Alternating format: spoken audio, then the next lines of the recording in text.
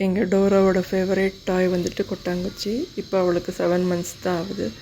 அந்த கொட்டாங்குச்சி அவளுக்கு தேவை. அதுக்காக அவள் என்ன கமெண்ட் கொடுத்தாலும் கேட்குறா. இப்போ பாருங்க அவள் என்ன பண்ணுறான்னு.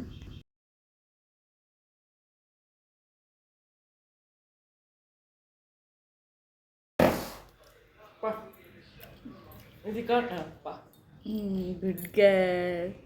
Down. Get up. Down. Sleep apa? Ani cantik lagi. Pak. Take Dora. Let's go.